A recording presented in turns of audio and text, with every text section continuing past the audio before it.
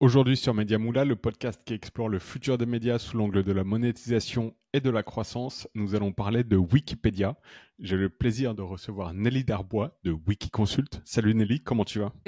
Bonjour à toi, bonjour à ceux qui nous écoutent, ça va très bien et merci beaucoup de me recevoir par ici. Merci de participer.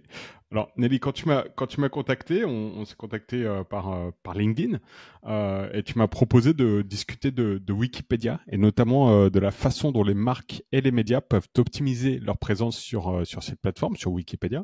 Et j'ai un peu hésité à donner suite, pour être tout à fait transparent, parce qu'au début, je me suis dit, mais ça doit être du black hat ou ça doit être des techniques, des pratiques douteuses. Parce que selon moi, Wikipédia, c'est chasse gardée en tant que marque, en tant que business ou en tant que média.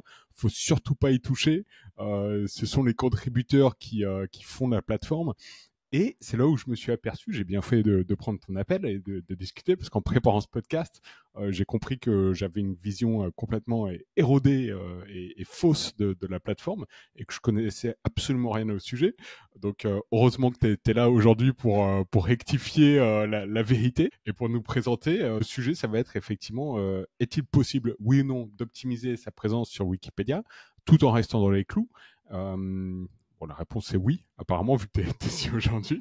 On va explorer ce sujet plus en détail avant de lancer la thématique donc, du podcast. Qui est Nelly? Bien, oui, je suis impatiente de traiter de tout ça parce que ça soulève effectivement plein d'idées reçues que peuvent avoir les gens sur Wikipédia et notamment dans l'univers des médias.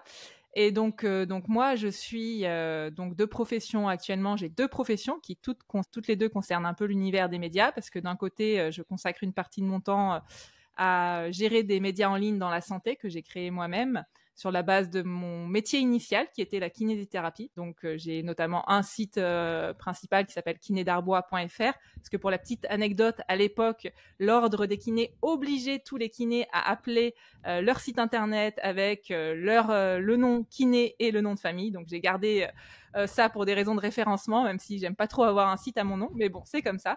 Donc je continue à maintenir, on va dire, ce site et donc c'est une partie de mon activité. Donc c'est pour ça aussi que j'ai découvert ton podcast. D'ailleurs, c'est plutôt en tant que publisher et ce média, il est monétisé notamment par l'affichage de publicité via la régie Mediavine. Donc je crois pas que c'est un sujet que tu es encore traité, mais voilà, c'est intéressant. C'est une grosse régie, donc comme AdSense, hein, mais américaine, qui regroupe 10 000 éditeurs indépendants et notamment quelques-uns en France. Et puis donc à côté de ça, et c'est ce qui va nous intéresser aujourd'hui, c'est que donc j'ai fondé une activité en tant que freelance. Maintenant, on est deux sur cette activité, donc, qui existe depuis 3 ans et qui est d'accompagner les professionnels sur Wikipédia. Parce que je me suis rendu compte, on va peut-être avoir le temps de développer ça, en fait, que même si en théorie, effectivement, Wikipédia, c'est fait pour des contributeurs bénévoles et désintéressés, dans les faits, depuis le début de ce site internet, les marques, les médias ont des vrais enjeux de s'intéresser à ce qui se dit sur Wikipédia à leur sujet.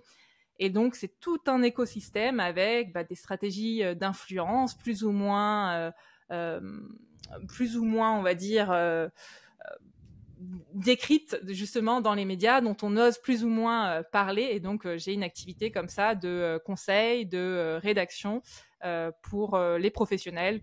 En général, je côtoie les responsables de communication, les responsables marketing, les dirigeants, et puis parfois aussi des figures publiques, des politiques, etc. Et une grande partie des gens qui me sollicitent, ce sont des médias à la fois plutôt côté publisher ou à la fois des grands médias traditionnels, des journalistes ou les équipes de communication. Mhm. Quand on parle de publisher, c'est vrai que c'est un mot que j'utilise beaucoup aussi. Tu l'entends comment, toi, publisher versus média? Alors, oui, peut-être, je me suis jamais trop, en fait, justement, dans la régie dont je parlais, Mediavine, on se définit nous-mêmes comme étant des publishers. Donc, comment moi je l'entends, c'est vrai que c'est un média états-unien, donc moi, comment je l'entends, c'est une personne dont l'activité professionnelle Mhm. est de détenir un média en ligne. Voilà. Mhm. Et à l'opposé peut-être des médias traditionnels où en fait ils vont avoir des équipes beaucoup plus importantes et finalement le média en ligne va être qu'une des composantes, souvent pas la principale de toutes leurs activités, quoi. Mais alors c'est pas du tout une définition Mhm. officielle, c'est comme moi je l'entends, peut-être que toi tu l'entends différemment. Non, je l'entends. plus ou moins de la même façon. Je l'utilise souvent effectivement pour des personnes qui font ça de manière indépendante ou des petits groupes. Mais c'est vrai que c'est quelque chose. C'est à force d'écouter ce qui vient des États-Unis et on a adopté ce mot, mais et peut-être plus je parle plus de publishers dans le côté thématique, par exemple un site de jeux vidéo ou de sport, de choses comme ça. C'est juste pour être bien clair pour l'audience et pour les personnes qui nous écoutent. Pour revenir sur Wikiconsult, donc qui est ta boîte de consulting sur Wikipédia, comment t'es tombé toi dans Wikipédia? C'était en tant que publisher ou en tant que on parle pas de contributrice sur Wikipédia, si, oui, c'est ça. Okay. Ouais, voilà. Donc Wikipédia, ça existe depuis les années 2000 environ. Moi, la première fois que je suis intervenue sur Wikipédia, c'est au début des années 2010, donc en tant qu'effectivement contributrice lambda. Comme j'imagine un peu tout le monde, eh bien, j'étais déjà venue sur Wikipédia pour consommer de l'information. Et puis un jour, alors je me rappelle plus exactement la première page, c'était plutôt sur des sujets, on va dire, santé justement, parce qu'à l'époque, j'étais kiné, et j'ai vu que la qualité de l'information sur les articles en santé était pas intéressante. C'est comme ça que j'ai eu envie au début de commencer à contribuer. Et donc pendant pas mal d'années, presque 10 ans en fait, j'ai contribué en tant que simple bénévole, comme la plupart des gens sur Wikipédia. Et c'est quand, dans mon entourage professionnel et notamment des chercheurs, des gens qui évoluent plutôt dans le milieu universitaire, ont commencé à me dire mais moi, pourquoi finalement mon collègue Intel, il a sa page Wikipédia et pas moi? Et tu penses que ce serait pertinent si j'avais une page Wikipédia? Et même parfois, est-ce que tu pourrais me créer ma page Wikipédia? Que j'ai commencé à me dire, bon, en fait, même si ces personnes-là, qui sont des personnes qui normalement ont pas un gros ego, ont pas forcément envie qu'on s'intéresse à elles, vraiment, sincèrement, c'était des gens que je connaissais et je savais qui étaient plutôt intéressés par contre à ce que leurs idées soient mieux connues. Je me suis dit, bah tiens, si eux-mêmes, osent me demander ça, c'est sûrement qu'en fait, il y a un vrai besoin en fait des professionnels, des marques, d'être accompagnés sur Wikipédia. Et je me suis intéressée, en fait, comment ça se passe, quoi. Comment ça se passe? C'est pas possible qu'il y ait personne qui a envie de faire de l'entrisme entre guillemets sur Wikipédia. Et donc c'est comme ça que j'ai fouillé le sujet et que j'ai regardé ce qui se faisait aux États-Unis aussi, parce que voilà, souvent quand on lance des nouvelles activités professionnelles, on aime bien aussi s'inspirer de ce qui se fait dans d'autres pays. Donc je parle des États-Unis, mais en général dans la sphère anglophone, on va dire, j'ai regardé ce qui se fait aussi au Royaume-Uni, en Australie. Enfin voilà, j'ai cherché, même dans d'autres pays d'ailleurs européens, et je me suis rendu compte que aux États-Unis notamment, il y avait des entreprises qui avaient comme activité principale, avec parfois des dizaines de salariés, l'accompagnement justement des marques, des médias, des dirigeants sur Wikipédia. Et notamment, je me suis rendu compte en fouillant aussi que parmi les plus gros contributeurs de Wikipédia anglophone, eh bien, il y en avait un qui était consultant pour l'une de ces entreprises. Et surtout, elle le faisait avec une proposition de valeur que moi, je voulais absolument avoir, qui était de le faire en essayant de ne pas tromper les règles de l'encyclopédie, en essayant de ne pas contourner ces règles-là, en essayant d'être dans une démarche vraiment de recherche d'intérêt mutuel, ce que j'aime bien dire. Et moi, j'y serais pas allée si c'était pas sous ces conditions-là. Et je me suis aussi rendu compte qu'il y avait tout un autre marché en France massivement, qui est d'intervenir, mais en créant des faux comptes, en cachant son adresse IP, en utilisant un VPN, avec des arguments pour défendre cette approche-là que moi je ne souhaitais pas. Et quand j'ai vu que ailleurs, notamment, eh bien, ça se faisait avec cette approche plus transparente qui pour moi me correspondait plus, je me suis dit allez go, on va lancer ça, quoi. On va revenir sur ce sujet effectivement des méthodes un peu détournées pour optimiser sa présence versus les méthodes claires et transparentes. Avant d'aborder ce sujet, est-ce qu'on peut... alors tout le monde connaît Wikipédia, j'imagine. Tout le monde est, j'imagine également, utilisateur un jour ou l'autre de Wikipédia. Mais quelle est l'origine de Wikipédia c'est assez peu connu finalement, enfin l'histoire, l'origine de Wikipédia. Donc ça a été fondé dans les années 2000. À la base, en fait, il y avait un premier projet qui s'appelait Nupedia, où l'idée c'était de créer une base de connaissances un peu universelle, encyclopédique, mais à l'époque par des chercheurs. Et en fait, il fallait être PhD et il y avait un processus de relecture des articles. Et au bout d'un an, en fait, il y a eu que 20 articles qui ont été publiés. Et c'est quand finalement ils ont décidé d'ouvrir à tout le monde que la sauce a pris et que ça s'est énormément développé. Donc à la base aux États-Unis, et très vite il y a eu plein de versions linguistiques différentes. Il y en a plus de 300 aujourd'hui, et c'est un fonctionnement très décentralisé. Donc chaque version linguistique, on en reparlera, ça a son importance, a un peu sa manière de fonctionner, ses règles de contribution, de transparence, etc. Et aujourd'hui, aujourd'hui, Wikipédia, ça reste dans les 10 sites les plus visités au monde. Donc, selon Médiamétrie, c'est 4 millions de visiteurs uniques en France par jour. C'est devant TikTok, devant Snapchat. C'est le seul site aussi parmi les 10 les plus fréquentés qui est finalement détenu pas par une entreprise, mais par une association à but non lucratif. Et au niveau mondial aussi, Wikipédia, encore aujourd'hui, pareil, hein, c'est dans les 10 sites les plus visités, là, selon SEMrush, dans les dernières données que j'ai eues en tête, juste derrière ChatGPT, devant Amazon, par exemple. Donc, ça reste vraiment un site internet où il y a en fait de l'enjeu, parce que une des raisons, c'est que c'est beaucoup visité. Quand on a préparé ce podcast, donc on a fait un appel, et je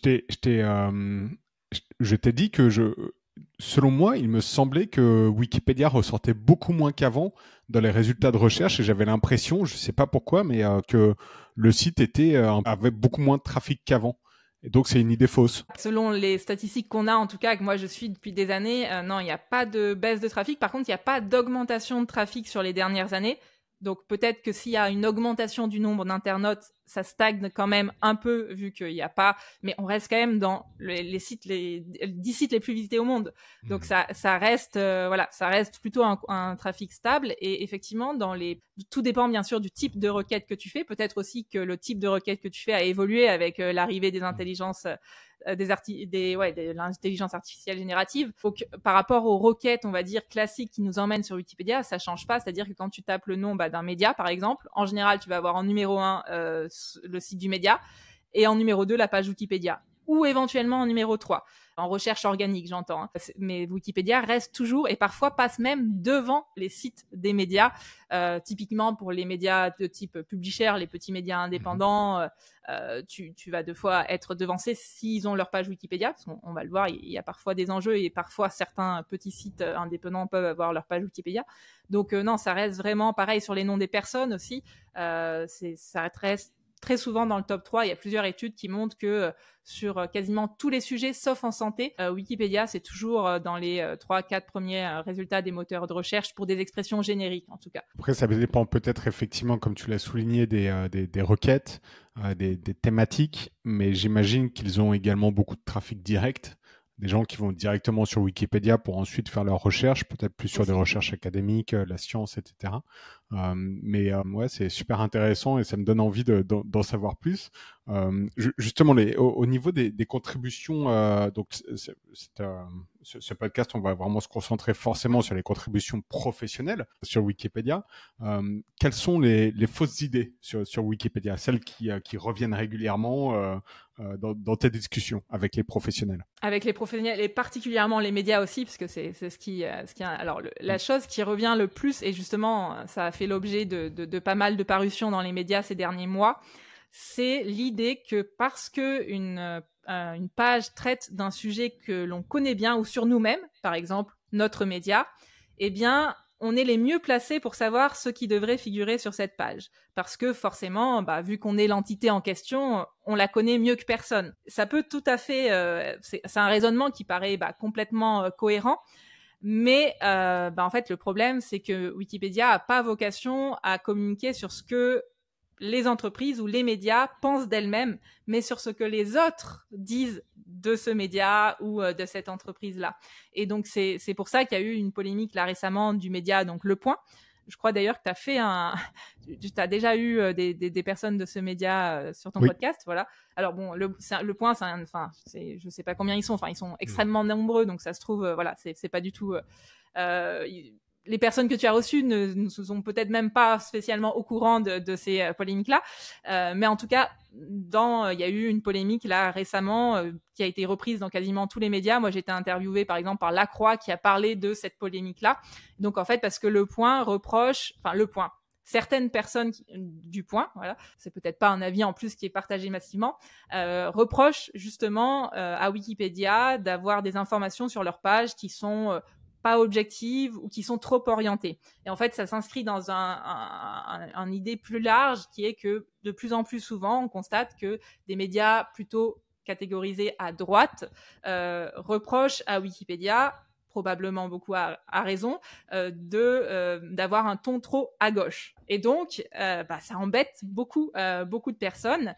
Et en fait, le souci, en quoi c'est lié à une incompréhension du fonctionnement, c'est vraiment l'idée que c'est pas parce qu'on parle de nous qu'on est maître à bord et que forcément, parce qu'on est concerné par le sujet, on va valider plus facilement ce qui vient de notre part. Au contraire, même si c'est difficile à entendre, c'est les règles qui sont fixées comme ça sur Wikipédia. Quand on cherche à intervenir dessus, il faut faire l'effort intellectuel, soit de vraiment essayer de bien comprendre ces règles-là pour pourquoi pas les faire évoluer, parce qu'on est tout à fait en droit de les faire évoluer si on les trouve injustes, mais pas en tout cas foncer tête baissée en ayant en tête que c'est parce que ça parle de nous, donc on est les mieux placés et on va y arriver, parce que sinon en général ça se retourne contre nous, quoi. Donc ça, c'est vraiment, je trouve, le principal idée reçue qu'on a sur Wikipédia, c'est de croire que parce qu'on est concerné, on est plus légitime.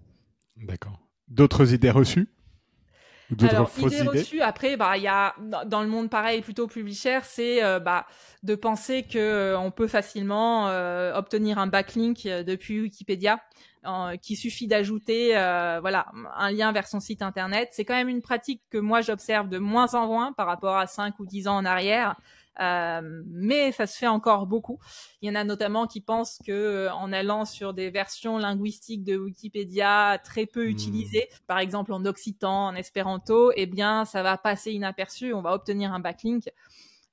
Là, alors déjà, c'est très souvent supprimé, et en plus se pose la question de la pertinence de passer du temps à faire ça pour son média. Est-ce que c'est vraiment pertinent? C'est un autre point. Tu as d'autres idées reçues ou c'est bon, la liste est établie?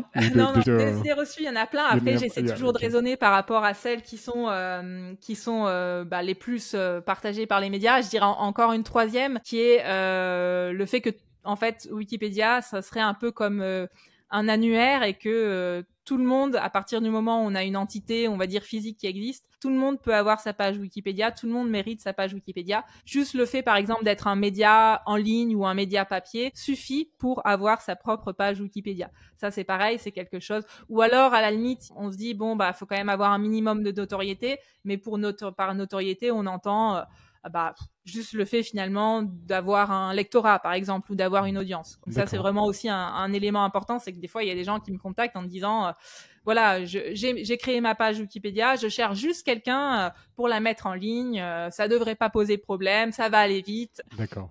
Donc tu dirais que les fausses idées finalement mènent à beaucoup d'incompréhension et peut-être de démarches des démarches qui sont pas justement, qui rentrent pas dans les clous de la plateforme. Y a beaucoup de gens qui te contactent pour réparer un peu les pots cassés également? Oui.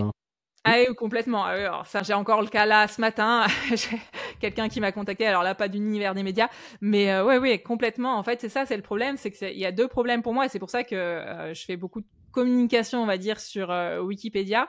Parce que le besoin, il est là. Enfin, j'ai pas besoin de faire la promotion de l'activité en soi. Par contre, j'ai besoin de faire mieux comprendre comment Wikipédia fonctionne et ne fonctionne pas. Parce que y a ces idées reçues là, elles se retournent contre deux types de publics. À la fois, les personnes elles-mêmes, parce que on va en parler, tous les risques qu'il y a justement auxquels on s'expose, notamment par exemple le fait que son domaine soit mis sur liste noire et bloqué à vie, et on pourra jamais bénéficier d'un lien sortant depuis Wikipédia.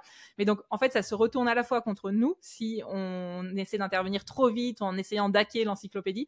Dans la plupart des cas, ça se retourne contre nous.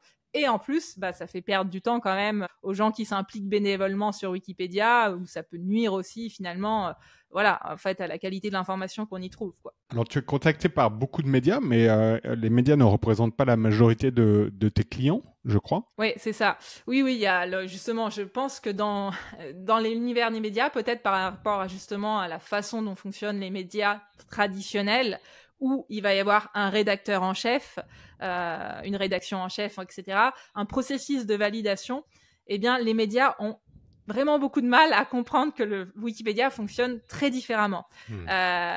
Et notamment à comprendre qu'il n'y a pas de rédacteur en chef sur Wikipédia, et que sur Wikipédia, personne n'a de pouvoir éditorial supérieur à quiconque. Et alors ça, c'est vraiment quelque chose qui est dur à comprendre, parce qu'il y a toujours cette notion chez les médias que ça doit bien être validé par quelqu'un. En fait, non. Sur Wikipédia, même les gens qui sont dans l'association internationale qui gère notamment les serveurs, etc. Il y a plusieurs centaines de salariés. Ils n'ont aucun pouvoir éditorial supérieur. Ils ne peuvent pas plus décider de supprimer une information qu'une autre. Ce qu'on appelle aussi les administrateurs, ce sont des personnes sur Wikipédia, il y en a une centaine en France, qui sont élus, et eux, ils ont juste des pouvoirs supérieurs techniques de, par exemple, révoquer certaines modifications, mais ils n'ont pas de pouvoir éditorial, c'est-à-dire qu'ils doivent révoquer les modifications si on leur a demandé, si collectivement on a dit que telle chose devait être supprimée.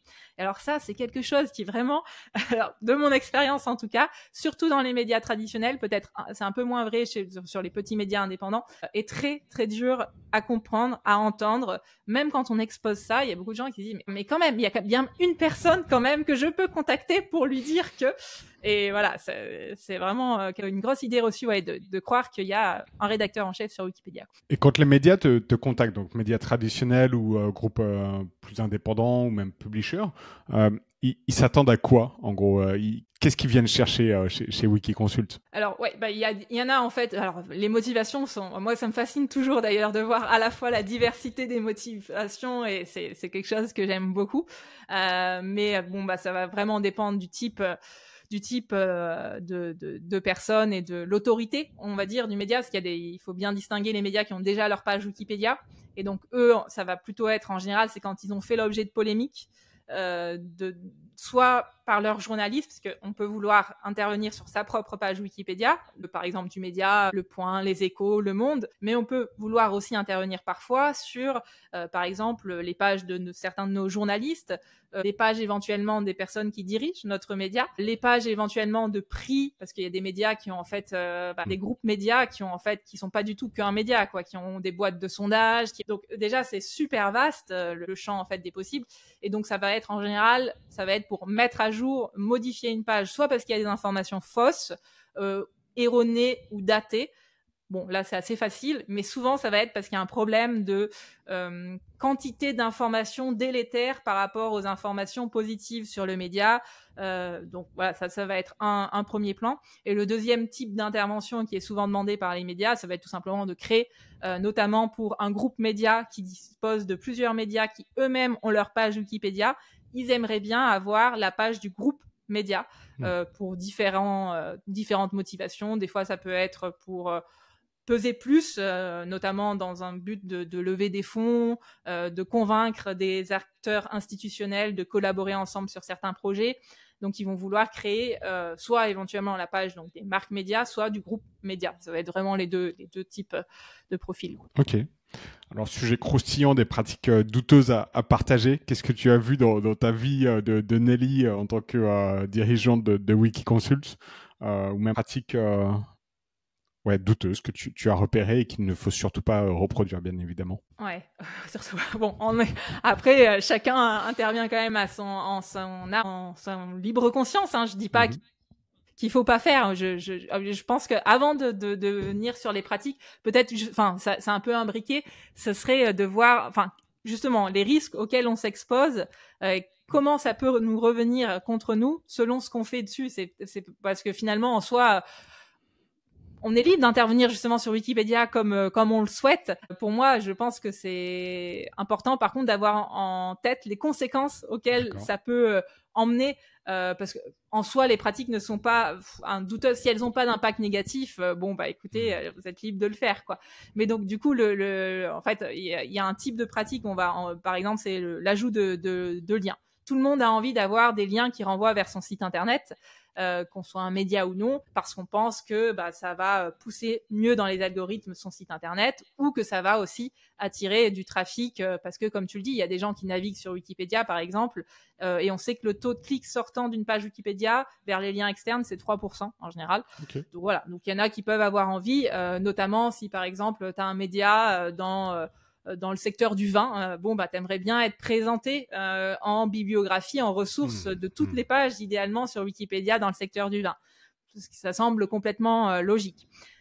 Là où tu vas être tenté de le faire, ça va être justement de toutes les pages que tu vas trouver dans ton secteur d'activité, d'essayer d'ajouter le lien vers ton média, soit donc il y a une partie dans toutes les pages Wikipédia qui s'appelle lien externe, voilà, où tu peux ajouter des liens effectivement sortants. Et donc là, tu vas être tenté de le mettre sur toutes les pages avec un lien plus ou moins direct sur ton site internet. Et c'est là où, bon, il y a une façon de le faire qui peut être correcte, mais si tu vas trop loin et que tu veux vraiment l'ajouter partout et que tu fais ça en plus sur un court espace de temps, clairement, ça va être remarqué en fait. Ça va être remarqué parce que si tu interviens sur Wikipédia juste pour ajouter le lien vers ton média, c'est une pratique qui va passer sous les radars parce que toutes les pages sont surveillées. Et donc, non seulement on risque de supprimer, tu auras perdu du temps à ajouter ces informations-là, et surtout, on risque de mettre donc le domaine vers lequel tu renvoies, en l'occurrence ton site média, sur une liste noire.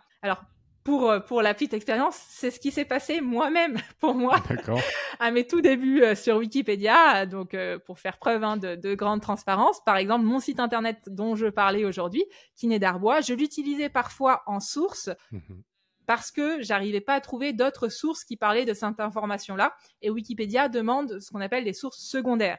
C'est-à-dire que normalement, il faut, par exemple, quand on publie des informations en santé, il ne faut pas citer les sources primaires, c'est-à-dire les études scientifiques qui mettent en avant cet effet-là. Il faut parler des médias, il faut citer les médias qui citent ces études scientifiques-là, qui, eux, sont des sources secondaires. Donc, en ça, les médias, justement, ont toute leur place sur Wikipédia en source secondaire. Donc, moi, ce que je faisais quand je trouvais pas de source secondaire haute, c'est que je mettais mon site. Et en fait, ça, comme à l'époque, j'étais aussi kiné et que j'étais kiné sur ma commune, certaines personnes sur Wikipédia ont pensé que je faisais de la pub pour mon activité de kiné sur ma copine, ce qui n'est pas du tout le cas, parce qu'en tant que kiné, on a largement assez de patients. Mais bon, donc si on pourra, je sais pas si tu peux partager ton écran ou là en même temps qu'on discute, mais si on peut aller voir la liste, ou alors on le mettra dans le descriptif de l'épisode, pour que les gens aillent voir tous les domaines qui sont sur liste noire. Et en fait, quand on est sur liste noire, après c'est fini, quoi. C'est-à-dire que c'est à vie, on est sur liste noire. C'est-à-dire que moi, je ne pourrai plus jamais avoir de lien sortant vers mon site internet depuis Wikipédia, sauf si je fais une demande argumentée de m'enlever, mais j'ai aucun intérêt à faire ça et je vais pas perdre du temps à faire ça. Mais donc voilà, c'est quand même quelque chose qui arrive très souvent. La liste, voilà, les gens qui écoutent le podcast pourront la regarder. Elle est immense et elle est mise à jour chaque jour. Donc ça, c'est vraiment le risque. Et je vois, moi, je suis assez régulièrement en lien avec des gens qui bossent dans le SEO, dans le référencement naturel, et qui sont pas au courant en fait de ça, qui savent pas qu'il y a ce site sur liste noire et qui pourtant en fait finalement en échangeant, on se rend compte que certains des sites de leurs clients se sont retrouvés finalement sur cette liste noire, quoi. À force d'avoir ces pratiques d'essayer en masse de faire un lien sortant depuis son propre site internet. Est-ce que ça compte comme un backlink d'être sur la liste noire de Wikipédia? Et non. Ils sont très très forts. Sur Wikipédia, ils savent bien ce qu'est un backlink. Et justement, c'est le lien n'est pas cliquable et voilà. En sachant, en parlant de ça, de toute façon, les liens sortants sur Wikipédia sont toujours tous ce qu'on appelle en nofollow. Voilà, à pas suivre. On aura l'occasion peut-être de redévelopper ce point-là. Autre liste qu'on peut trouver sur Wikipédia, c'est ce que l'on ne peut pas faire sur Wikipédia. Alors, c'est pas exactement ça le titre, c'est tu m'as partagé le lien, c'est la liste des critères spécifiques de notoriété. Est-ce que tu peux nous expliquer ce que c'est? Oui, voilà, là, pareil, donc on était dans l'idée de, voilà, les pratiques douteuses, ou en tout cas à éviter parce que ça se retourne souvent contre soi, c'est donc en fait de vouloir créer justement la page de son média. Sans avoir passé un minimum de temps à vérifier si on cochait bien les critères d'éligibilité. Est-ce que notre média correspond aux critères attendus par Wikipédia pour disposer de sa propre page? Et sinon, il y a possibilité d'intervenir, mais d'une autre façon qu'en créant sa propre page.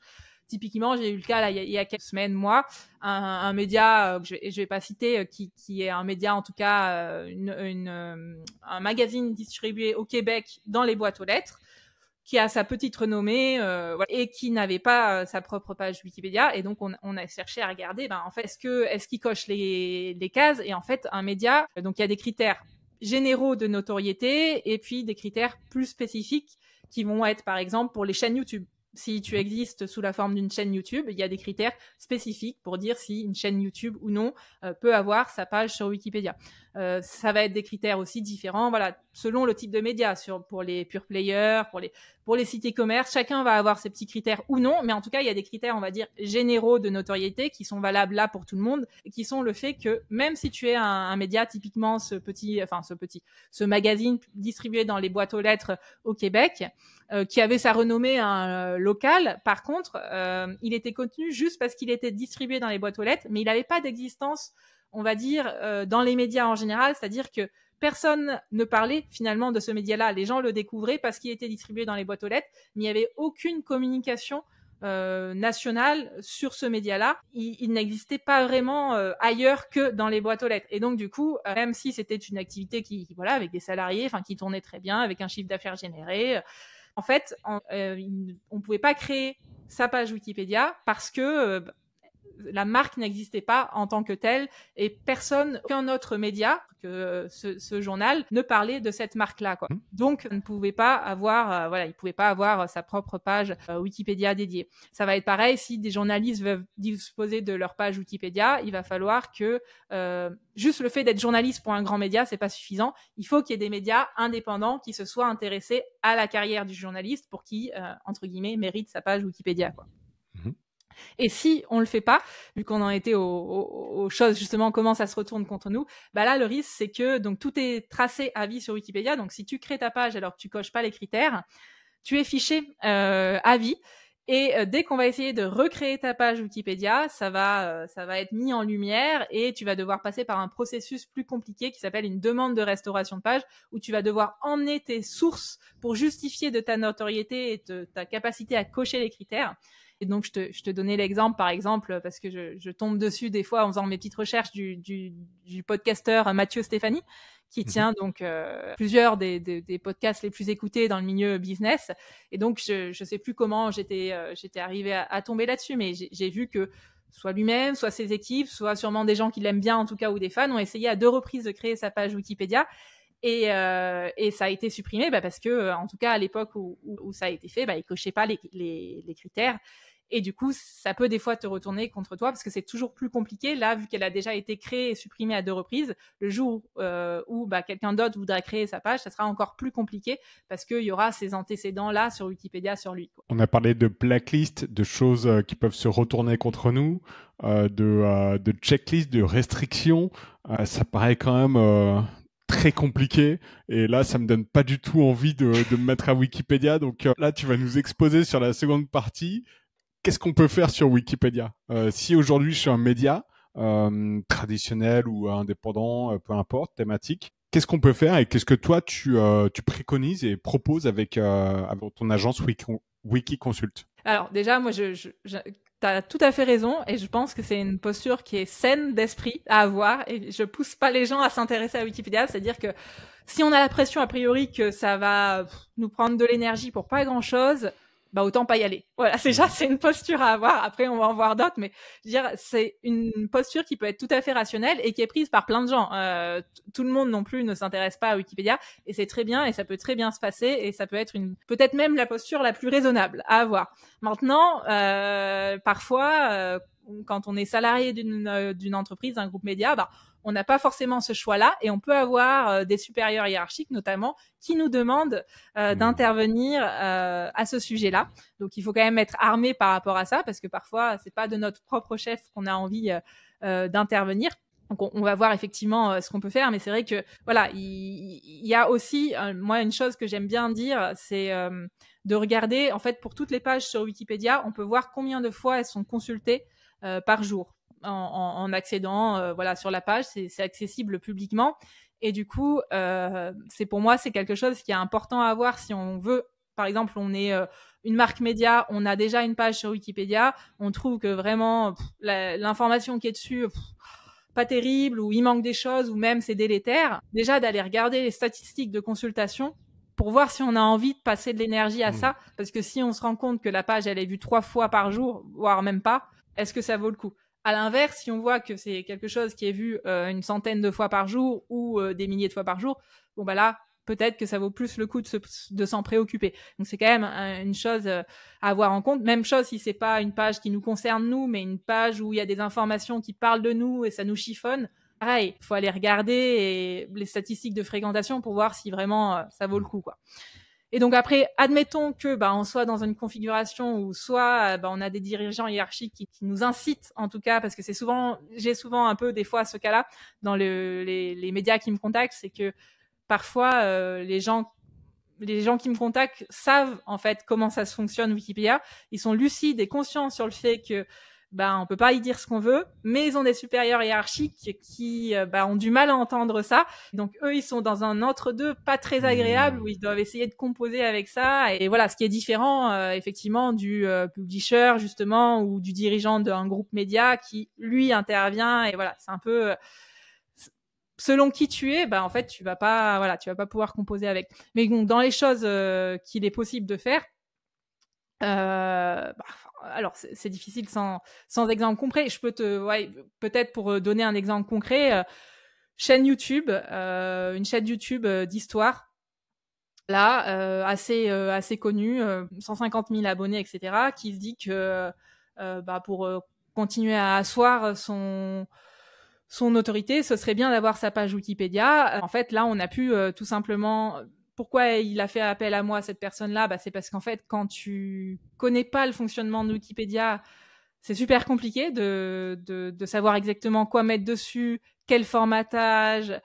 Si tu as envie d'être vraiment neutre, justement, tu sais que c'est important d'être neutre, mais t'as peur de toi, de justement trop te mettre en avant ou pas assez, etc. Et ça prend du temps en fait d'arriver à apprendre à écrire sur Wikipédia. Donc il y en a qui le font très bien en interne, hein. Je n'incite pas forcément à déléguer ça peut tout à fait être très très bien fait en interne. Et c'est légal et tu peux créer ta propre page toi-même. Typiquement, tu es un média YouTube, tu peux créer toi-même ta page. Faut juste par contre passer du temps à vraiment comprendre comment on fait, à t'inspirer d'articles. Typiquement, tu as une chaîne YouTube, tu vas regarder les autres chaînes YouTube qui ont déjà leur page Wikipédia et tu vas t'en inspirer. Sur certaines pages Wikipédia, il y a une étoile en haut à droite où il y a écrit que c'est un article de qualité. Et donc là, tu peux t'inspirer encore plus de ces pages-là pour arriver à rédiger une page sympa, qui va bien marcher.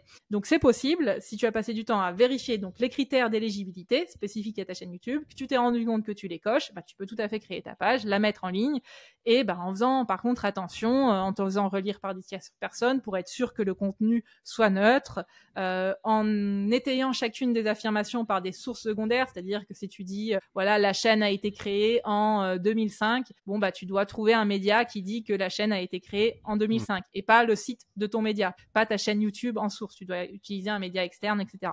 Donc, c'est tout à fait possible. Et aussi, si tu interviens donc pour ta propre chaîne YouTube ou pour celle d'un proche, tu dois par contre faire preuve de transparence et dire à certains endroits au moment où tu mets en ligne la page que tu es la personne qui détient cette chaîne YouTube ou le conjoint de la personne qui détient cette chaîne YouTube ou un ami. Enfin voilà, tu dois vraiment faire preuve de transparence, ou peut-être l'employé ou le salarié ou l'agent, la personne qui gère l'agent de la personne qui tient la chaîne YouTube. Tu dois faire preuve de transparence et d'établir ton lien avec la personne. Mmh. Est-ce que je peux te donner des exemples de médias ou de publishers, des exemples potentiels d'utilisation de Wikipédia, et tu me dis oui ou non? Est-ce que c'est un exercice un peu compliqué peut-être, parce que ça dépend de différentes choses, ou tu as quand même une bonne vision de ce qu'il est possible de faire dans des cadres spécifiques? Alors, faut que je connaisse le média quand même, je t'avoue. Okay. J'espère que... je vais prendre des exemples d'invités, tiens. J'espère qu'ils m'en voudront pas de les nommer, mais c'est pour l'exemple. Donc, imaginons, j'ai reçu Clubic et j'ai reçu Frandroid. Donc, ce sont des médias tech qui font... donc, on pourrait plus les appeler des publishers, donc ils font pas mal de tests et avis de produits, mais également tout simplement de l'information sur le secteur de la tech, des jeux vidéo, etc. Imaginons, il y a un nouveau jeu vidéo qui sort, donc j'imagine que ce jeu vidéo a une page Wikipédia, un jeu vidéo très connu et reconnu. Et il publie un article très intéressant sur la sortie de ce nouveau jeu vidéo. Est-ce que les équipes de Clubic ou de Frandroid peuvent aller sur Wikipédia pour étayer cette page sur la sortie, avec peut-être un point de vue intéressant qui complète la page? Alors oui, donc ce serait eux, l'intérêt qu'ils auraient à ça, ce serait parce que ils ont créé du contenu, ils ont créé une publication média sur ce nouveau jeu vidéo, et donc ils se diraient que les fans de jeux vidéo suivent la page Wikipédia, et donc oui, ils peuvent le faire. Après, je t'avoue que dans ce cas-là, je suis pas sûre de l'intérêt pour eux, tu vois, de passer du temps à faire ça, parce que enfin, je sais pas du coup le temps qu'ils peuvent allouer à ça, et c'est rapide, mais c'est pas, je pense que c'est pas le contexte, on va dire, pertinent d'intervention sur Wikipédia. Après, voilà, c'est toujours pareil. Si eux, parce que dans des équipes, dans des médias, on peut des fois on a du temps ou du budget consacré à créer justement des liens sortants ou du contenu qui renvoie vers nous. Dans ce cadre-là, oui, ça va être intéressant de le faire, peut-être plus que effectivement, peut-être qu'ils le font déjà d'ailleurs pour des médias plus nichés, où on essayer d'avoir des backlinks pour ça. Donc autant le faire effectivement depuis Wikipédia. Maintenant, s'ils n'ont pas de temps à consacrer spécialement et que finalement le trafic qu'ils génèrent, ils consacrent plus de temps eux au niveau de leurs médias à créer des nouveaux backlinks, etc., ça va pas forcément être intéressant. Mais sinon, en soi, ça peut tout à fait être pertinent, parce que pour le coup, là, Frandroid, en tout cas, le Cubic, je connais pas. Désolée si ça. Mais voilà. Alors, Frandroid, je prononce bien, c'est ça? Oui, c'est ça. Ouais, je suis déjà tombée dessus. Je vois bien ce que c'est, et ça me semble être un média, reconnu, établi, qui peut tout à fait être utilisé comme source. Et ça va être potentiellement, s'ils ont traité d'un jeu vidéo et qu'ils ont fait un article un peu fouillé quand même, quoi, ça va être intéressant. Enfin, en tout cas, ils peuvent tout à fait s'en servir de source du nouveau contenu qu'ils ont créé pour étayer effectivement l'article du jeu vidéo, quoi. Ça va pas se retourner contre eux, mais là normalement, par contre, ils sont censés faire preuve de transparence et dire qu'ils sont l'équipe Android. Et donc tu parlais de pertinence pour ces deux médias de faire de ce cas d'école. Quel serait quelque chose de beaucoup plus pertinent selon toi si demain tu as Clubic et Frandroid au téléphone et ils te disent tiens, ça nous intéresse d'optimiser notre présence sur Wikipédia? C'est pour ça que tu vois, moi je dis que c'est vraiment important moi j'interviens pas pour inciter les gens à se servir de Wikipédia. Et c'est peut-être ça qui est important. Enfin, en fait, c'est que je sais pas là pour ces médias-là en question, mais vraiment les médias, il n'y a pas besoin de leur mettre la puce à l'oreille, d'avoir envie un jour, au moment de leur existence, d'intervenir sur Wikipédia. C'est-à-dire, je t'assure vraiment, par rapport à la masse de à la fois moi qui me parviennent, mais aussi parce qu'en fait, Wikipédia, t'as les pages Wikipédia qu'on consulte, c'est 20% du contenu sur Wikipédia. 80% des pages sur Wikipédia, c'est que des pages de discussion où il y a des gens, typiquement, des gens qui viennent de médias et qui ont envie de créer leur page et qui posent des questions. Des pages qui sont dédiées à tout l'écosystème Wikipédia. Tous les jours, je vois passer dans ces pages-là de discussion, ces sous-pages sur Wikipédia, des médias qui essaient de créer leur page. En fait, c'est pour ça que la question, c'est pas quand est-ce que c'est... j'ai jamais eu envie d'intervenir sur Wikipédia en tant que média. Tiens, qu'est-ce que je pourrais faire pour m'en servir? Mon message, il est plutôt pour tous les médias qui se sont déjà posé la question d'intervenir sur Wikipédia ou qui l'ont dans un coin de la tête et qui vont un jour avoir envie, dans les jours, les semaines, les mois, les années à venir, d'intervenir. Gardez en tête qu'il y a des choses à faire et pas tellement allez-y à fond, c'est un super outil marketing, etc. Je sais pas si tu fais bien de clarifier, effectivement, de me reprendre, parce que j'ai encore cette vision d'optimisation comme si on était sur Facebook Ads, que il suffisait de cliquer quelques boutons pour optimiser sa présence. C'est pour ça, j'ai prévenu, j'ai mis un disclaimer quand même en intro. Je connais absolument rien, effectivement, à la présence sur Wikipédia, donc c'est un épisode d'autant plus enrichissant. Et je comprends, et tu fais très très bien de clarifier, effectivement. Mais pas de problème. Et puis vraiment ton esprit, enfin c'est normal aussi, parce que moi c'est aussi pour ça que je communique dessus, c'est que c'est ce que tout le monde a tendance à penser. C'est tout de suite Wikipédia, attends, vas-y, comment je peux avoir un backlink et en fait c'est pour ça il y a pas besoin de les inciter les médias à ça, parce que de toute façon spontanément un jour ou un autre, ça leur passe par la tête et ils ont envie de s'intéresser à Wikipédia. Vraiment, je pense pas qu'il y ait beaucoup de gens qui bossent dans les médias et qui l'ont pas dans un coin de la tête, en tout cas, et un jour passeront à l'action dessus, quoi. Tu as parlé des pratiques des cabinets de conseil et des agences de com qui font des optimisations que toi, tu ne préconises pas. Est-ce que tu peux nous en dire plus de quoi il s'agit? sans donner de nom, à part si tu le veux, bien entendu. Mais et pourquoi surtout, selon toi, c'est une approche qui peut vite se retourner contre les clients? En fait, c'est pas tellement que d'ailleurs des agences de communication ou des cabinets de conseil. Il y a même des freelances qui travaillent comme ça sur des sites de mise en relation entre professionnels et freelance.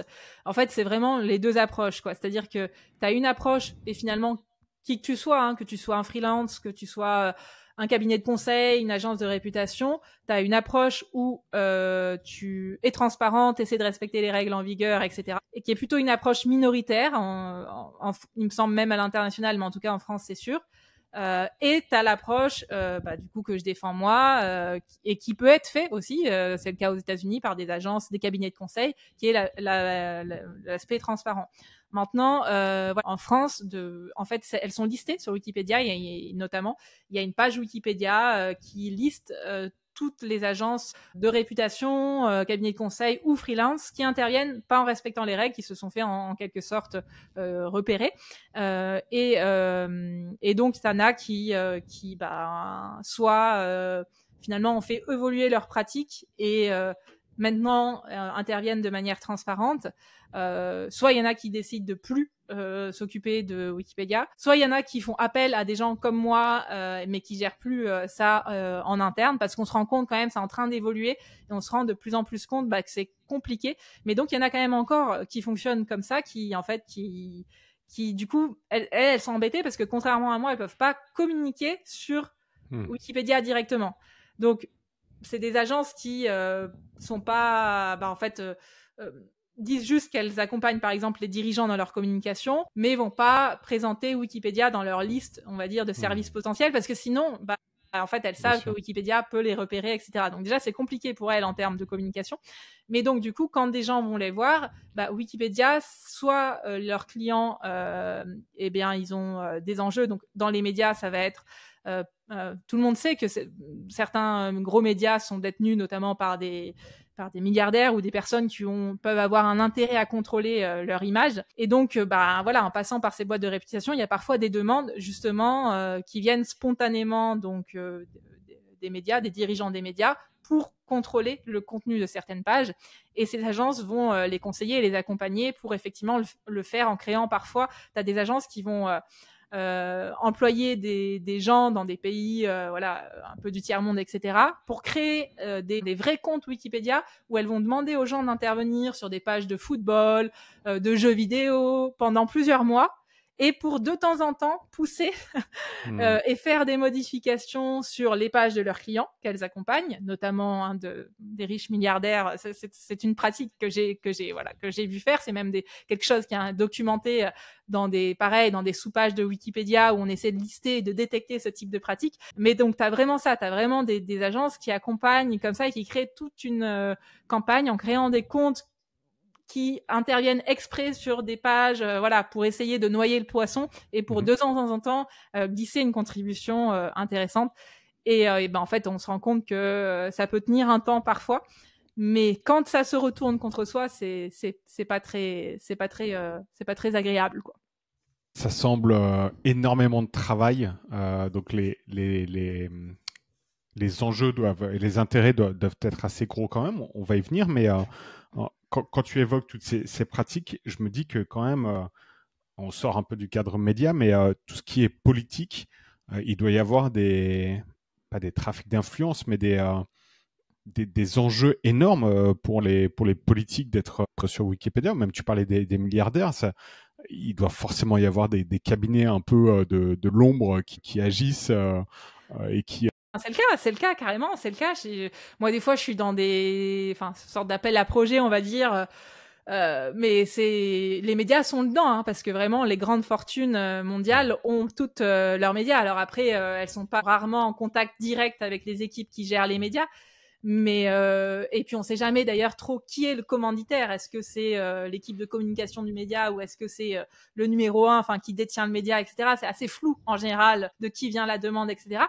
Mais ouais, il y a c'est hallucinant de voir tout ce qui se passe. Et après, Wikipédia fait une veille. Il y a même des gens qui montent ce qu'ils appellent des brigades anti-pub ou sur Wikipédia et qui se sont spécialisés dans la détection de ça en fait, parce qu'ils trouvent que voilà, c'est pas légitime et ils passent énormément de temps, d'énergie. Il y en a aussi qui justement contactent des fois des agences de ce type-là en se faisant passer pour des clients pour voir pour essayer de remonter et de voir ces choses-là. Et c'est des choses qui sont documentées. Il y a eu un livre d'ailleurs qui est sorti il y a pas longtemps. Il y a des ouvrages, il y a beaucoup de documentation sur ça, quoi, sur les pratiques justement des cabinets de conseil, etc. Mais qui ont, je pense, là quand même tendance à le faire de moins en moins, vu que Wikipédia s'en est préoccupé et dénonce ce type de pratique-là. Mais est-ce que selon toi, le modèle et la structure de Wikipédia, donc tu as parlé d'administrateurs et également de contributeurs, fait en sorte que la plateforme est et sera toujours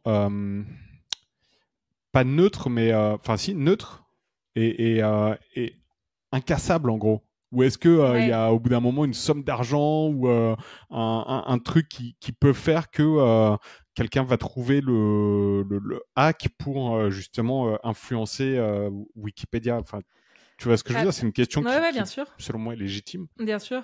Alors, sur Wikipédia, c'est vrai qu'il y a ce qu'on appelle le principe de neutralité, c'est-à-dire que par le principe de contribution, normalement, c'est qu'on essaie d'être neutre. On essaie. C'est vraiment parce qu'on reste des humains et l'humain est faillible et l'humain est plein de conflits d'intérêts. Et en fait, tout le monde est d'accord pour dire que sur Wikipédia, de par justement ce côté un peu décentralisé, de prise de pouvoir par le bras, horizontalité, c'est clair que statistiquement, il va y avoir plus de gens qui sont sensibles à des idéologies de ce type-là, et donc potentiellement le contenu sur Wikipédia, oui, il va pas être 100% neutre de toute façon. En fait, toute contribution humaine est en partie orientée. Ce qu'on essaie de faire, c'est de mettre en place des garde-fous pour essayer de garantir au maximum le principe de neutralité, mais forcément, de par les gens qui contribuent sur Wikipédia, c'est plus ou moins orienté. Je pense que Wikipédia est dans une recherche de neutralité, mais ne prétend pas être neutre. Parce que n'importe quel média d'ailleurs qui chercherait, qui se prétendrait neutre, 100% neutre, 100% objectif, ce serait ça serait assez prétentieux, je pense, parce que c'est très compliqué, quoi. Mais donc oui, alors est-ce que de par son financement, est-ce que bien sûr, il y a des vraies questions qui se posent. Wikipédia, comment c'est financé? C'est des levées de fonds auprès de particuliers, et il y a quand même notamment des fonds notamment de Amazon, de Google, qui financent aussi en partie, parce que c'est un budget énorme pour stocker toutes les données, etc., qui sont nécessaires. Donc oui, il y a des questions aussi sur qui peut maîtriser, mais en tout cas, a priori, aujourd'hui, sur le plan vraiment éditorial, Wikipédia reste pas détenu sur le plan idéologique par une personne en tout cas en particulier, mais peut-être oui par l'idéologie des plus gros contributeurs qui ont peut-être des sensibilités politiques plus dans certains axes qu'un autre. On a déjà évoqué les intérêts pour les médias. Alors l'intérêt premier, c'est souvent la recherche d'un backlink. Donc trafic, lien SEO, on a parlé de notoriété, de réputation, mais tu mentionnais également en préparant ce podcast qu'il y a une motivation réelle versus les motivations affichées. Est-ce que tu peux nous en dire plus sur ces motivations? Oui, alors en tout cas, oui, moi, des fois, quand les gens me contactent, parfois, ils me donnent leur motivation à eux, donc qui sont légitimes. Je les remets pas en question, mais c'est vrai que là, déjà, elles peuvent être très diverses. Et puis après, tu as les motivations qu'on peut peut-être supposer, qui sont justement en fait des intérêts notamment économiques. J'aime bien citer, il y a une étude qui a été réalisée en fait par l'économie générée pour les marques en général sur Internet du fait de l'existence de Wikipédia, parce qu'en fait le trafic que génère Wikipédia vers tous les sites Internet, si on le comparait au trafic qui serait généré par des ads qui sont donc dans les moteurs de recherche, tu peux payer donc pour être mis en avant par des ads, c'est des économies de plusieurs milliards d'euros que le trafic envoie vers les sites.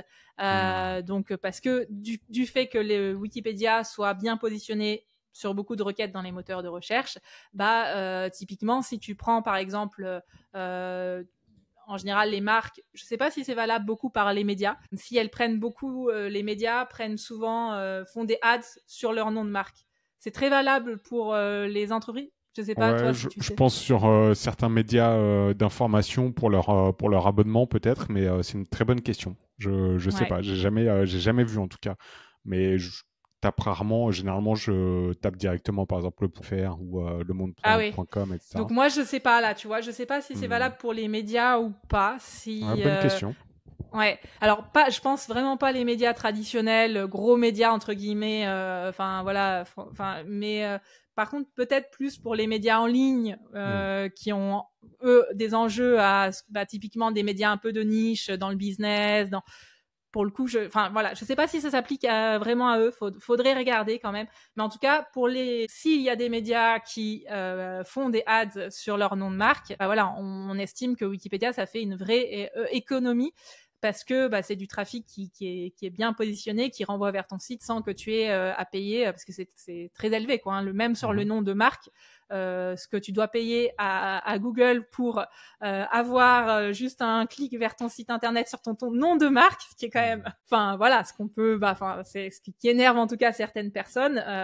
Wikipédia, c'est une économie par rapport à ça. Donc c'est pour ça que je parle des motivations, on va dire, affichées qui sont parfois, rétablir la vérité, et puis des motivations parfois supposées aussi qu'on peut dire des fois juste une quête de notoriété, une envie d'être plus influent, mais qui vont pas être forcément les motivations qu'on va nous spontanément mettre en avant, quoi. Compris.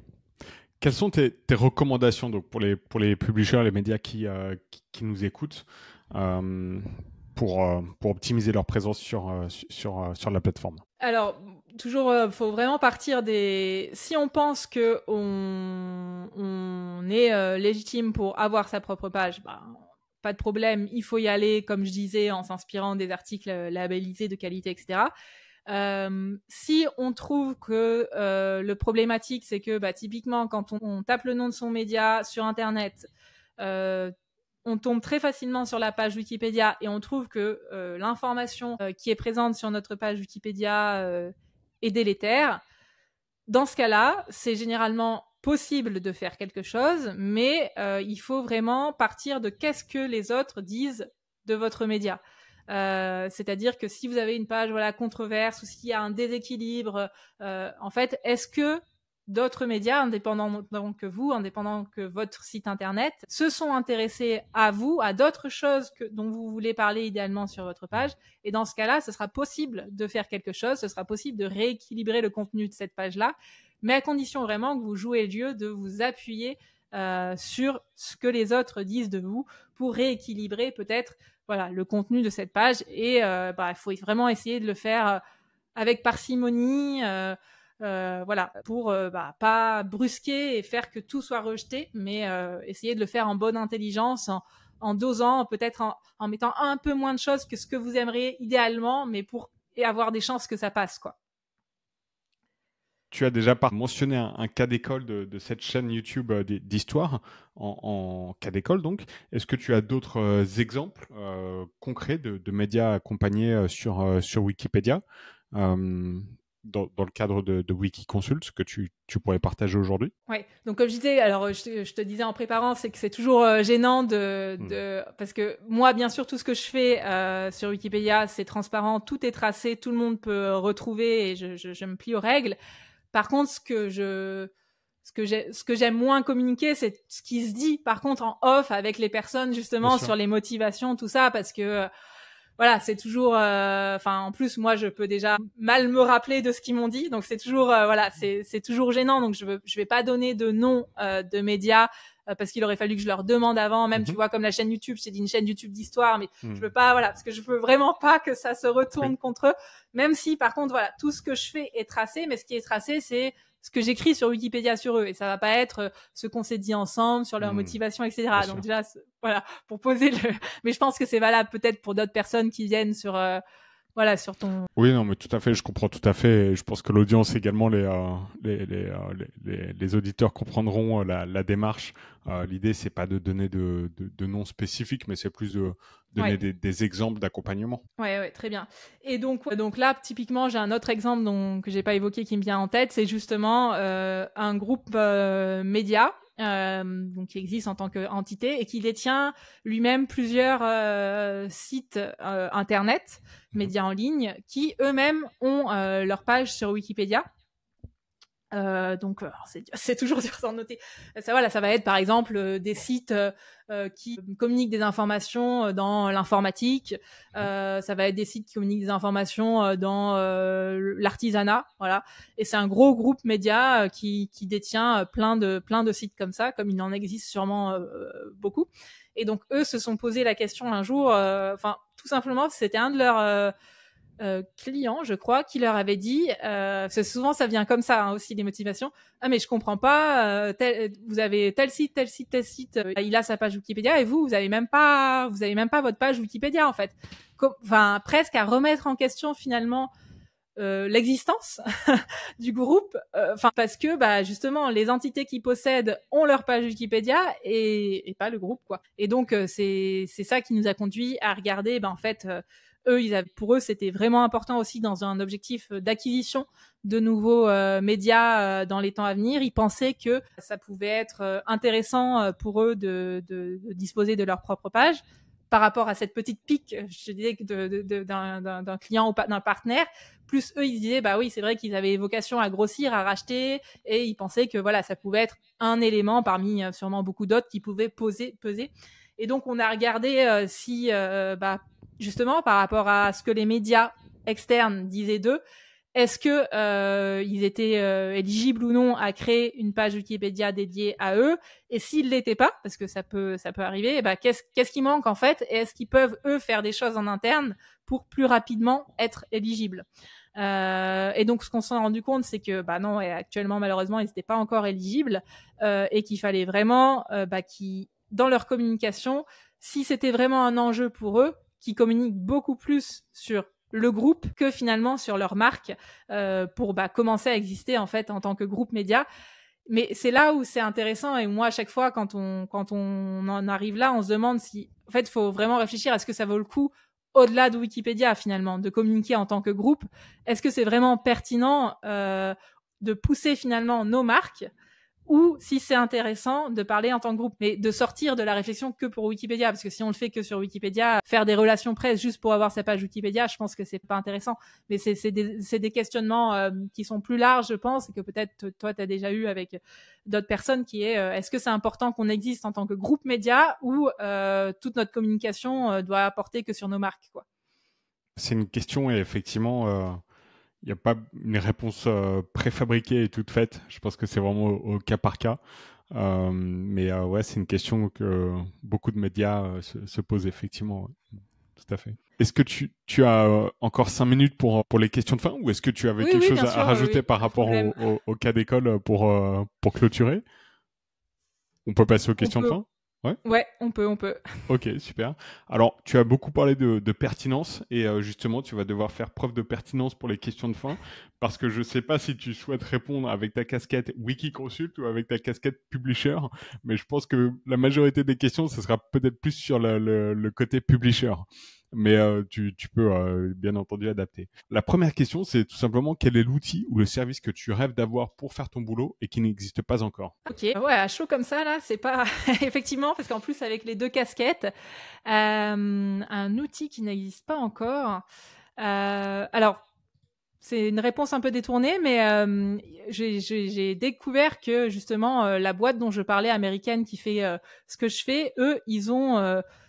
créer un outil en interne pour justement les aider à surveiller leur activité sur Wikipédia. Donc c'est un outil qui existe mais que je me suis pas procuré parce que c'est vraiment... Mais du coup j'aimerais bien c'est un de mes projets d'ailleurs dans un coin de ma tête. Tiens, peut-être développer ça pour arriver à voilà, parce qu'il y a plein d'API sur Wikipédia et j'aimerais bien, si j'avais du temps illimité, développer quelque chose et pour m'en servir mieux, voilà, de naviguer sur Wikipédia, d'arriver à avoir plus de choses, notamment dans les sous-pages. J'aimerais bien avoir un outil comme ça qui me permet entre guillemets de surveiller plus ce qui se fait sur Wikipédia, moins manuellement. Qu'aujourd'hui, c'est très manuel, justement. Tu dois vérifier pour chaque page sur laquelle tu travailles, qu'est-ce qui s'est dit la semaine dernière, etc. Non, alors il y a un système d'alerte sur Wikipédia que tout le monde peut activer, une autre type d'étoile en haut à droite sur toutes les pages où tu peux être notifié soit par mail, soit quand tu es sur Wikipédia quand il y a des choses.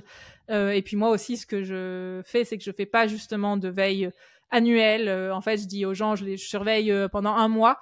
Et puis après, voilà, j'ai pas envie moi de vendre ce type de service-là, de surveillance continue, etc. Donc je leur dis que c'est à eux de mettre ça en place si c'est important, et je leur dis surtout qu'en fait faut pas apporter une importance disproportionnée à Wikipédia. Donc regarder de temps en temps, une fois ou deux par an, ça peut suffire, et de pas passer son temps à surveiller sa page, quoi. D'ailleurs, question, je sors des questions de fin, excuse-moi, mais est-ce que Wikipédia, c'est une plateforme qui évolue beaucoup au niveau de la techno, au niveau de même alors du design, j'ai pas l'impression, mais peut-être qu'il y a des micro changements tu vois, c'est tellement micro que finalement on s'en rend pas compte. Mais est-ce qu'il y a vraiment des gens qui travaillent sur ça, sur l'UX, sur Ouais.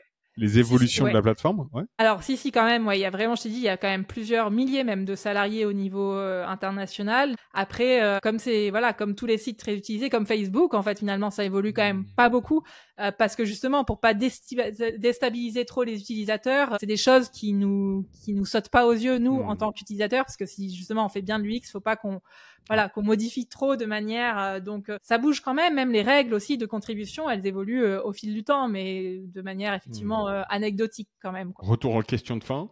Quelles sont les tendances qui te stimulent le plus en ce moment? Donc là, j'imagine que ça va plutôt être côté publisher. Ah, les tendances, ouais. Et ben moi, je suis justement, que ce soit, ouais, même côté publisher, je suis pas trop.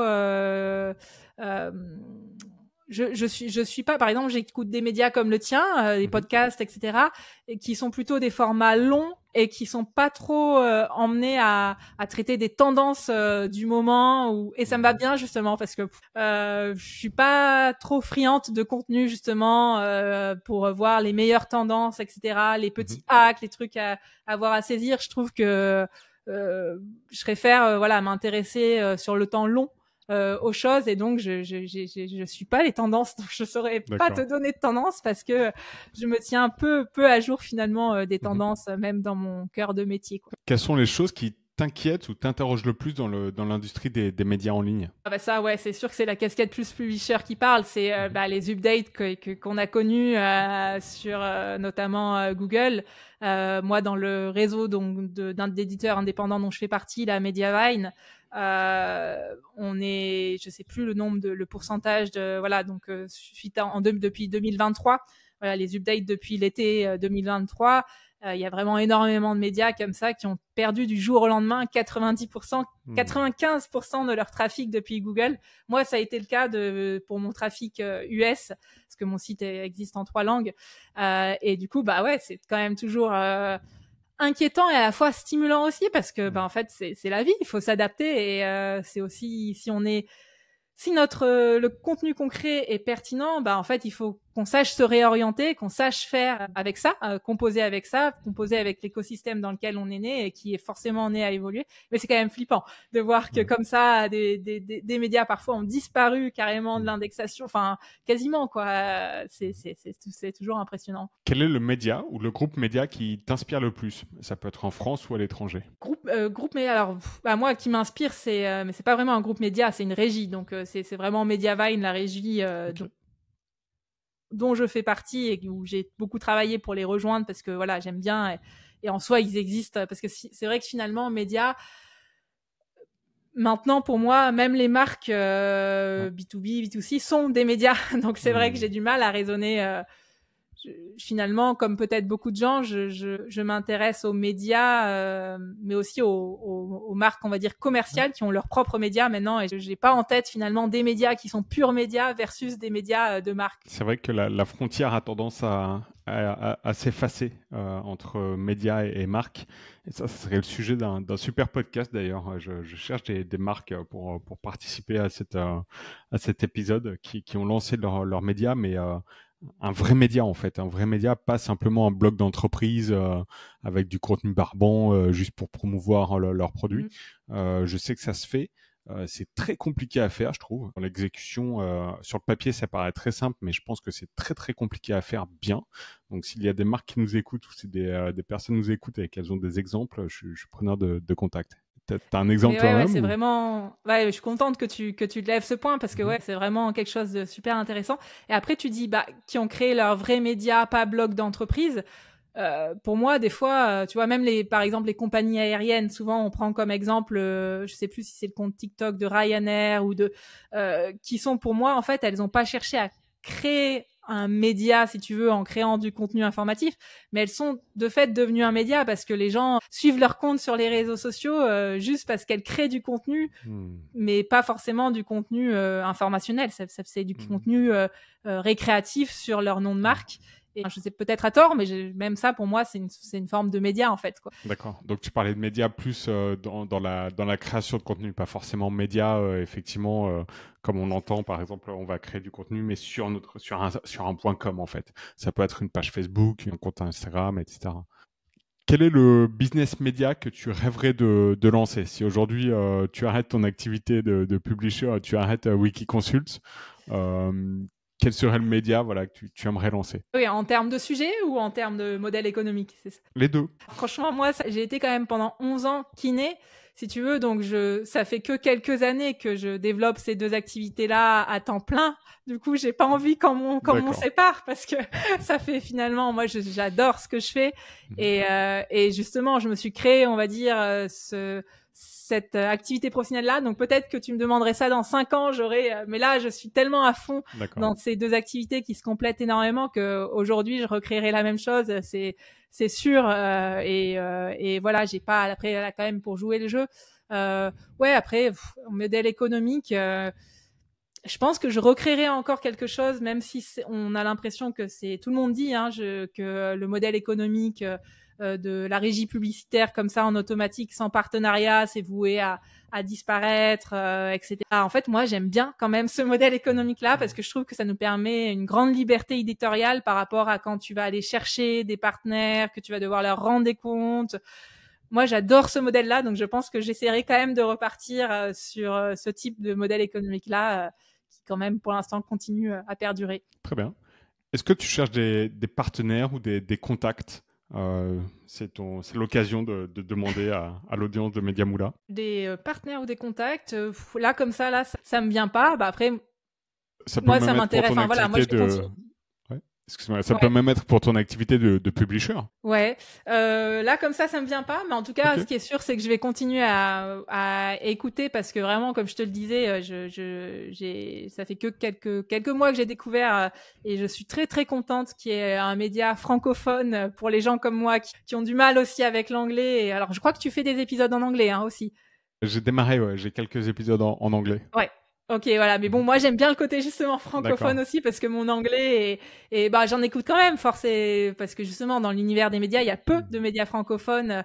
Mais donc, je suis ravie qu'il y ait un média comme ça et donc, je vais continuer à écouter et peut-être que c'est moi qui prendrai l'initiative de contacter des gens potentiellement de ton audience parce que là, comme ça, tout de suite, j'ai rien qui me vient sur ce point-là. Très bien. J'en profite pour faire un petit coucou à Mickaël Marek, qui était l'un des premiers invités du podcast et qui m'a aidé à le lancer également et qui lui-même a lancé son podcast qui s'appelle Click et je pense que ça te plaira. Je le mettrai en description. Et il fait pas mal d'interviews de publishers également, des publishers qu'on retrouve pas de partout. Donc c'est un podcast que je t'encourage à écouter. Super, tu vois, je connaissais pas, donc tu fais bien. Et c'est vrai que voilà, surtout les médias au format comme ça, enfin c'est des sujets quand même qui sont vachement de niche. C'est super intéressant. Et merci pour ce partage aussi, j'irai écouter. Ne pas oublier également Mediarama, qui est là depuis Oui, des années et qui est un très très bon podcast qui s'appuie beaucoup aussi sur l'aspect journalistique des médias, sujet que moi j'ai tendance à délaisser pour me concentrer sur la monétisation et la croissance. Mais c'est un sujet, ce sont des sujets également très variés sur Média. Un très bon podcast également. Je devrais faire bien une sûr. liste de tous les podcasts qui traitent des Bah, tu vois, médias moi, je en connais que France. Mediarama. En francophone, je connais que bah, toi, du coup, et Mediarama. Mhm. Je connaissais pas d'autres. Je sais pas s'il en a d'autres, mais ouais, ça serait Je pense intéressant qu'il y en a aussi. d'autres là. Comme ça, j'ai plus la liste, mais je pense que je peux en retrouver. Je ferai peut-être un post sur mediamoula.com pour les lister ou sur LinkedIn. Bon bah écoute, très bien Nelly, merci beaucoup. J'en sais davantage maintenant sur Wikipédia. Et ce qui me plaît dans ton approche, c'est en fait d'être très transparente et de dire que finalement peut-être la meilleure optimisation, c'est de pas vouloir optimiser sur Wikipédia. C'est ce que j'en retiens. Je sais que c'est pas en termes de marketing, c'est pas forcément ce qu'il y a de plus fou, mais non, vraiment, il y a tellement d'exemples comme ça tous les jours sur Wikipédia de Hmm. gens qui essaient de l'univers média ou non de Hmm. pousser, et donc ouais, faut vraiment bien réfléchir à deux fois si ça vaut le coup d'intervenir dessus. Le meilleur moyen pour les auditeurs de te contacter? Je suis sur LinkedIn, voilà, c'est Ok, le seul réseau social que j'utilise régulièrement, Nelly Darbois. très bien. Bah, je mettrai le lien. Je mettrai le lien également vers toutes les ressources que l'on a citées, vers ton site. Merci beaucoup, Nelly. Et puis, bah, écoute, peut-être que si un jour il y a du nouveau sur Wikipédia ou qu'il y a un drama qui se passe, on pourra rebondir dessus. Parce que c'est vrai que c'est un épisode, tu vois, assez unique. Je pensais pas du tout l'aborder un jour. J'y avais même pas pensé, en fait, l'aborder un jour. Et je suis très, très heureux de l'avoir fait aujourd'hui avec toi. Merci beaucoup. Bah, avec grand plaisir, merci à toi. À bientôt. Salut.